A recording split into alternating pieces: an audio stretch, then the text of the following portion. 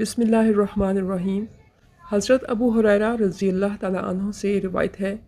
بیان کرتے ہیں کہ رسول اللہ صلی اللہ علیہ وآلہ وسلم نے فرمایا کہ مجھے میرے پروردگار نے ان 9 باتوں کا خاص طور سے حکم فرمایا ہے۔ ایک، اللہ سے ڈرنا خلوت میں اور جلوت میں، اور عدل و انصاف کی بات کہنا غصہ میں اور رضامندی میں، یعنی ایسا نہ ہو کہ جب کسی سے ناراضی اور اس پر غصہ ہو تو اس کی حق تلفی اور اس کے ساتھ بے انصافی کی جائے، اور جب کسی سے دوستی اور رضامندی میں ہو تو اس کی بے جا حمایت اور طرفداری کی جائے، بلکہ ہر حال میں عدل و انصاف اور اعتدال کی راہ پر چلا جائے۔ اور حکم فرمایا میانہ روی پر قائم رہنے کا،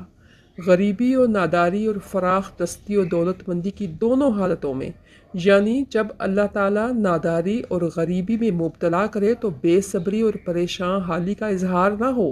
اور جب وہ فراخ دستی اور خوشحالی نصیب فرمائے تو بندہ اپنی حقیقت کو بھول کر غرور اور سرکشی میں مبتلا نہ ہو جائے۔ الغرض ان دونوں امتحانی حالتوں میں افراط و تفریط سے بچا جائے اور اپنی روش درمیانی رکھی جائے۔ یہی وہ میانہ روی ہے جس کا اللہ تعالیٰ نے رسول اللہ صلی اللہ علیہ وآلہ وسلم کو حکم فرمایا ہے۔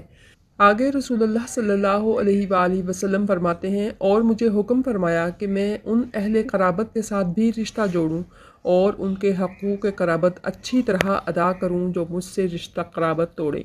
اور میرے ساتھ بدسلوکی کریں، اور یہ کہ میں ان لوگوں کو بھی دوں جنہوں نے مجھے محروم رکھا ہو اور میرا حق مجھے نہ دیا ہو، اور یہ کہ میں ان لوگوں کو معاف کر دوں جنہوں نے مجھ پر ظلم کیا ہو اور مجھے ستایا ہو، اور مجھے حکم دیا ہے کہ میری خاموشی میں تفکر ہو،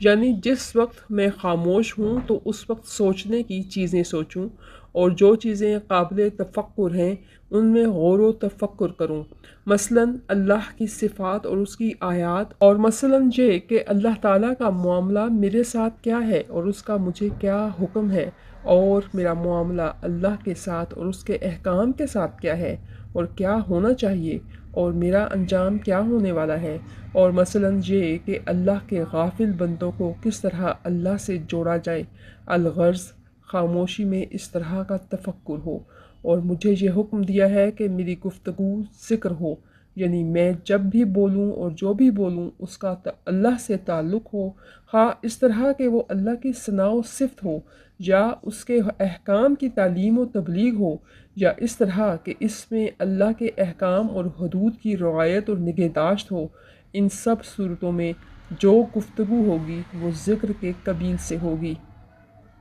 اور مجھے حکم دیا ہے کہ میری نظر عبرت والی ہو، یعنی میں جس چیز کو دیکھوں اس سے سبق اور عبرت حاصل کروں، اور لوگوں کو حکم کروں اچھی باتوں کا۔